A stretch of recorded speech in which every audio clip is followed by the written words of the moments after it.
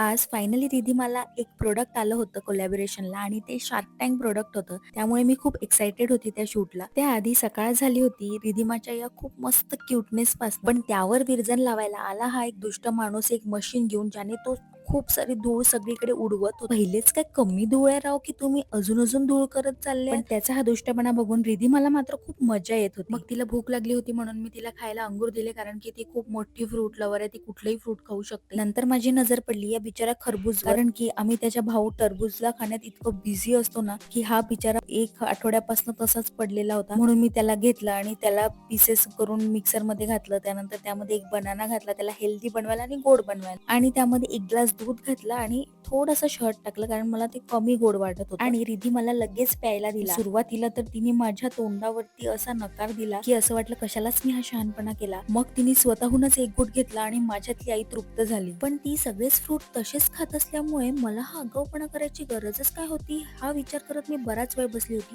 तेव्हाच माझं लक्ष गेलं अजून एका माझ्या आगाऊपणाकडे, ते म्हणजे या DIY मधून आणलेल्या आईस ट्रे कडे. तो जो आईस ट्रे ज्याच्यामध्ये आईस बनवणं म्हणजे रिद्धी मला सांभाळण्यापेक्षा कठीण काम आहे. इंस्टाग्रामवर बघून बघून गोल गोल आईस क्यूब्स वापरण्याचा मलाही छंद चढला होता, पण या आईस ट्रे नंतर तो छंद एका दिवसात उतरला सुद्धा. पण बाहेर पाऊस चालू असताना बघून माझा उत्साह अजून शिगेला पोहोचला आणि तो जो दुष्ट माणूस होता त्याला उलं होताना बघून माझा आत्मा सुखावला. रिधी मला पण पाऊस आवडतो म्हणून तिला एन्जॉय करताना बघून मी म्हटलं की चला आपण पण चान्स पे डान्स मारूया आणि तिच्यासोबत थोडे फोटो व्हिडिओज काढूया, कारण तशी ती माझ्या हातात येत नाही. त्याचा बदला म्हणून तिने लगेच मला कामाला लावलं आणि स्वतःच फ्रीज मधून फ्रुट्स काढून मला कापायला दिले, कारण बाहेर पाऊस येताना बघून तिला आंब्याची तलब आलेली असावी जशी मला चहाची तलब आलेली होती. पावसामुळे सगळं कसं ना असं निसर्गरम्य वाटायला लागतं. ज्या गॅलरीमध्ये सगळीकडे धुळीचं साम्राज्य असतं, त्याच गॅलरीमध्ये बसून आम्ही दोघांनी चक्क चहा एन्जॉय केलाय आणि याचा आनंद माझ्या चेहऱ्यावरून असा ओसंडून वाहत होता. तोच आनंद द्विगुणित करायसाठी मी मस्त पैकी माझा फेवरेट असा